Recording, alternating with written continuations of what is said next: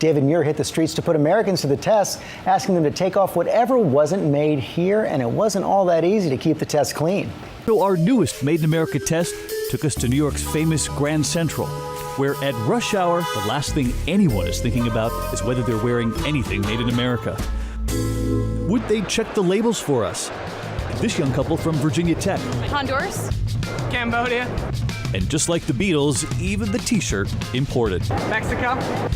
Drawing a crowd, we were surprised to learn quite a few knew exactly what we were up to. Immediately I thought, we knew Made in what was America. going on. You knew what we were up to. We recognized you. But this German couple didn't know us, and they were emphatic, holding onto their Abercrombie shopping bag, saying that part of why they come to America is to buy American clothes. From India. Japan, Vietnam, And Mexico. And the label inside the jeans? Japan. We decided to save him right there, but we did ask about that Abercrombie bag. China. Made in China. So you came all this way from Germany To buy stuff from China.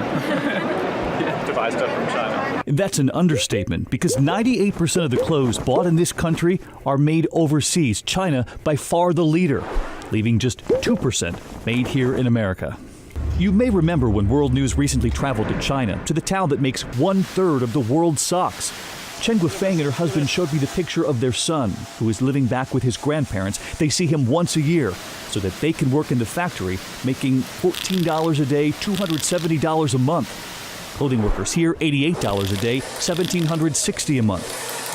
So how could we ever compete with those socks and other items? Would we want to? When it comes to clothing, he means labs like this one at the North Face in California, testing the latest in waterproof jackets, windproof, winterproof, the kind of advanced clothing foreign competitors can't match. In fact, 400 people have jobs because of this one lab alone. And back in that very public lab we created, one couple determined to find American, even the t-shirt. She said, honey, take it off. Haiti. Oh. Well, I got to confess, David, I wouldn't have done any better than them with your test tonight, but I'm determined to try. And you did find some real hope out there, too. Yeah, you saw that the North Face lab there hired people. New Balance has 2,500 jobs right here in the U.S. alone because of their brand new performance lab, testing their products the same way. And one thing we hadn't heard about, Sealy Raven is this jean company.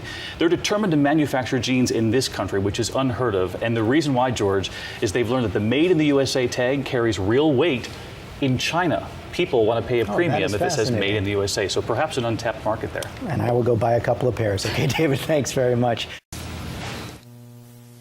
Our Made in America trip this time took us clear across America to the palm trees of California. See the pool entrance. Bright and early at the Covina YMCA, because beyond the swim lessons, they've been taught something else by a swimmer named Helen. Ellen, World News, how are you? Ellen has been watching. Dear Ms. Sawyer and Mr. MUIR. Yes. She'd seen all of those videos sent in by viewers, so common the clothing. Just today, another one from these little Cub Scouts near Salt Lake City, Utah. Their uniforms? Oh, it's Bangladesh. It's everywhere you look. Even our stealth visit to New York's Grand Central Station, we asked, was anyone wearing clothes made in America? Which brings us back to Helen, who saw that and marched into her YMCA and blew her whistle. I thought of this class and I thought, bathing suits. Canada, China, India, Dominican Republic, Honduras, Israel, Thailand, Vietnam, Mexico, Cambodia. Did any of you find a Made in the USA swimsuit the moment you looked when you got out of the pool? No. But they were determined to change that. We were too, traveling all the way to this small town outside Myrtle Beach, South Carolina. A tiny swimsuit company with giant growth. 25% just this year. Custom fit. You need a specification, they'll sew it. They're not mass producing anything, but they are hiring 6 seamstresses in just 6 months. And where are those swimsuits now? It's pretty daring for Helen to write a letter and say, David, you've got to come check us out in our bathing suits. Why did you blow the whistle that day? Because I care about the people that don't have a job. Yes. 8 women now looking at labels and looking good, too.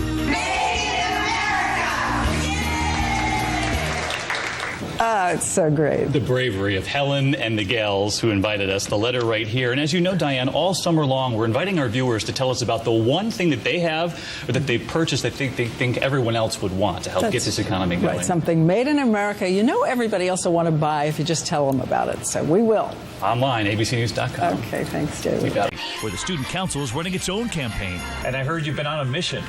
Yeah. Yes. And I heard that mission has 3 words. Made in America. I sensed something from the office here. I thought maybe you would get a pass on your uniform for just one day. Sister Jeanette, am I in trouble for this? On this one day, their uniforms changed, but their message hasn't. Made in America. America's pastime, baseball's all-star game in Cincinnati, but tonight we celebrate another starting lineup made in America. Before it all begins on the field, there are American workers who are already the all-stars, because it turns out something you will see in the big game is proudly made in America. We drove to Easton, Pennsylvania, where long before baseball season, a different all-star lineup. Inside the Majestic factory, where they make the uniforms for the big leagues. That's right, the Cardinals, the Giants, the Yankees, the Astros, just to name a few. We asked Diane Honey, how long have you been here? 60 years. We're saluting Diane tonight, and when Anna Maria watches the big game, she knows she made those uniforms. We shipped out 20,000 jerseys even before the season began, and they sent us back with a few. The Yankees, the Giants, the Cardinals, the Phillies, the Cubs, the Red Sox too. But then again, I never made it past Little League, but these guys definitely did. Made in America. Mike Trout of the Angels, on the field leading off the American League, and Andrew McCutchen from the Pirates, getting ready for the big game and getting ready for World News Tonight, too. Made in America. Don't forget the cap. David Freese of the Angels proudly offering up those 3 words. Made in America. And Jonathan Lucroy from the Brewers. Made in America. The closest I'll ever get to the major leagues, but we love those workers tonight. I'm David MUIR. I hope to see you right back here tomorrow. Until then, good night.